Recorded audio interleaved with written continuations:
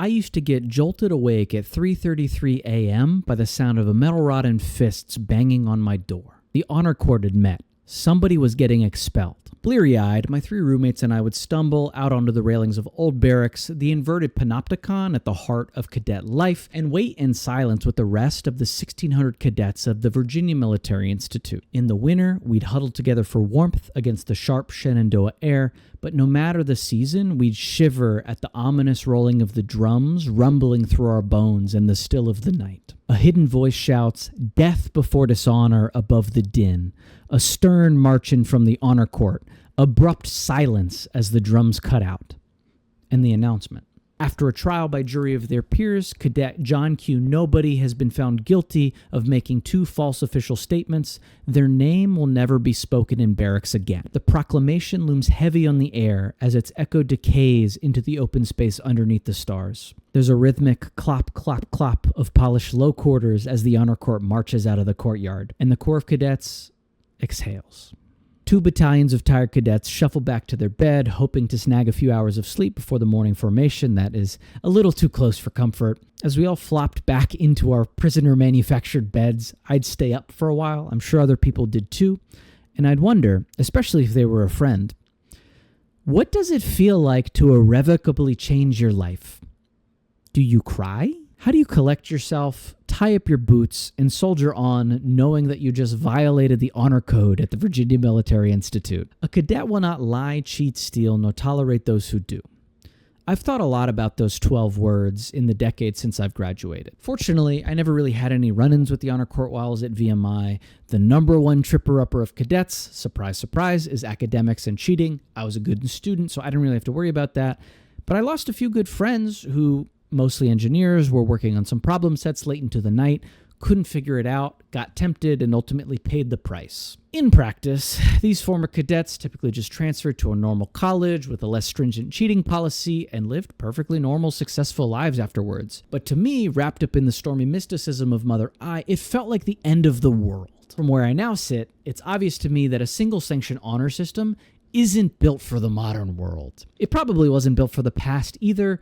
It's this fantastical shared respite from reality. On planet Earth, people lie, cheat, and steal all the dang time, and nobody cares. Nobody gets punished for it. Or if they do, they definitely had a second or a third chance before the hammer really comes down. Confusing the whole thing further, there's big lies and little lies and huge cheats and tiny steals and shouldn't the magnitude of the transgression impact the judgment somebody has on them? And if I'm being really pedantic, the same exact person can lie, cheat, or steal in the same exact way and get treated completely differently than somebody else. The context of that person really matters. So why would you build this imaginary game with its singularly grave punishment where the only reward is a life of stacking inconveniences? I'm fascinated by the power of mythos at VMI and places like it. Through ritual and raw belief, cadets and soldiers and people like them can transform this simple act of saluting a flag at sunset into something much more sacred and reverent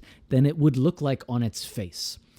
This power, I think, comes from the magic of oral traditions. We used to joke at VMI that a tradition was anything that cadets did 2 years in a row. 2 years is just long enough for the person who started the tradition to graduate, and for enough new people to come in that nobody really remembers why something started in the first place. And if you don't have the why, the only thing that's left are the what and the how and the who, these rigid rules regarding how traditions are supposed to work. Rules like, where on the George Washington statue do you rub for good luck? Obviously the crotch. What do you do if somebody improperly labels you as being part of F Company? Well, you shout back, F Troop, because you're not F Company, because the group as a whole decided that it wasn't F Company, much to the chagrin of the administration of the school. But my favorite example of this stochastic tradition forming is a question that upperclassmen ask underclassmen basically as a game to see whether they're going to have to do push-ups or not. This question is crafted specifically to trick a freshman into having to do more push-ups. The question is, what is the Natural Bridge worth? The Natural Bridge is an outdoor park landmark in kind of like the Rockbridge County area. And the question makes you think there's some sort of dollar amount that you can answer, but that's wrong.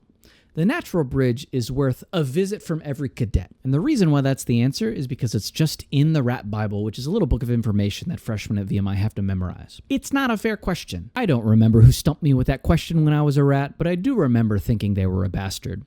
I also remember the glee that I felt when I asked a rat the question the following year. Like a bastard. So it goes. This receive and give is the cycle of human myth-making.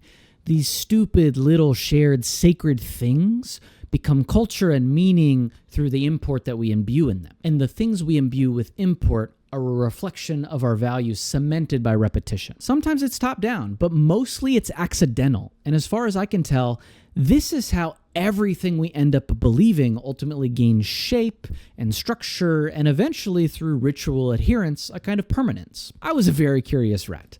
I'm also reflexively rebellious. Combine these two with the accumulated fatigue that I felt at the school, and I kind of got frustrated with the fact that I had to wake up so early for this honor court stuff. Lucky for me, rats are assigned a senior mentor to talk to about things like this. If you're lucky, they can offer you a brief respite from the rat line, but often this relationship has an intimidating older brother quality to it. Mine certainly did. My mentor was a terrifying gorilla of a man. But he was a really sharp guy, and he generally enjoyed my sacrilegious attitude towards stuff, so I just decided to ask him directly. Why the hell do we gotta wake up at 3:33 a.m. for honor court crap? He turned, cocked his head, and said flatly, because it's halfway to hell.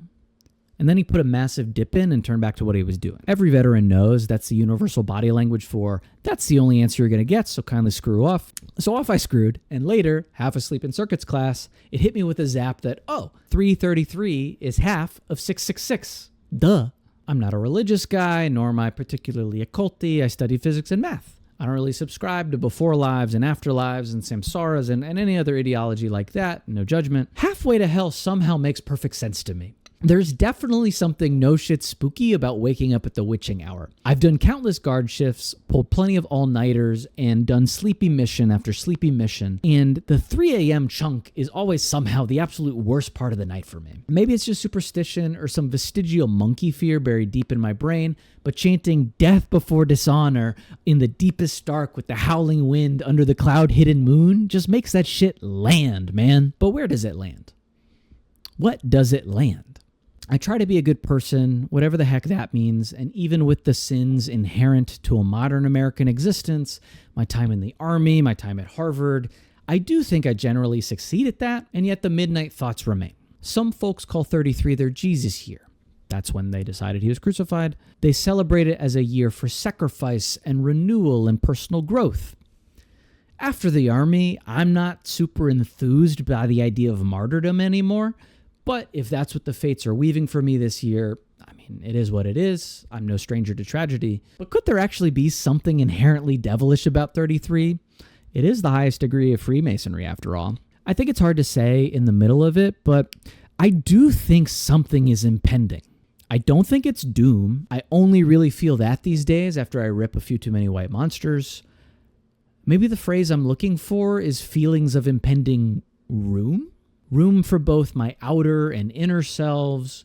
Room not just for the things I've already been filled with, but for the things that I might find and gather tomorrow. Room for the pieces I'll keep. Room from the parts that I won't. What does an honor code mean at 33? The power of traditions comes from our belief in its sturdiness, its lineage, its truthiness. Does it still stand up? Does it still come from a place that we value? Does it still land?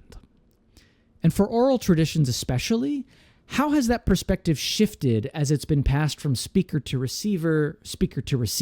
With some time and distance, it's clear to me that the through line of tradition at VMI is the belief that doing hard things is intrinsically valuable. Leave your family, shave your head, climb House Mountain, march 20 miles, survive the rat line, live in barracks, hit the wall, shine your shoes, maintain your morale. In the spirit of American leaders like John F. Kennedy, the grand calculation of VMI is the deliberate choice to press up the hill of science with noble emulation, that's inscribed on the parapet outside of barracks.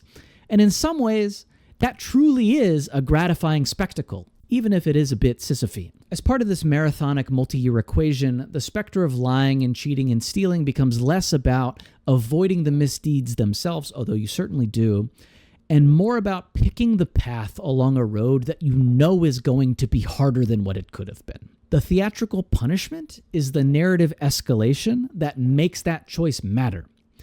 There is no challenge if there are no consequences. There is no gain without risk of loss.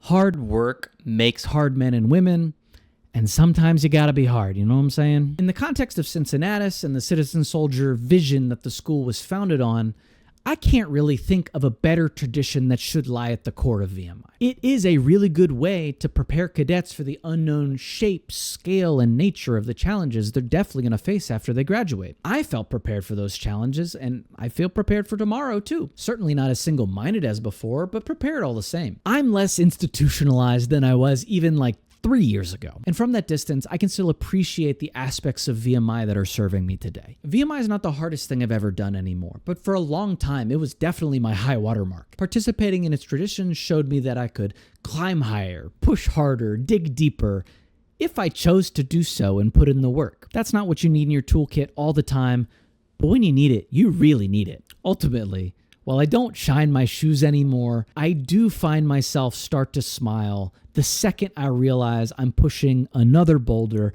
up another hill, even if it's just for the hell of it.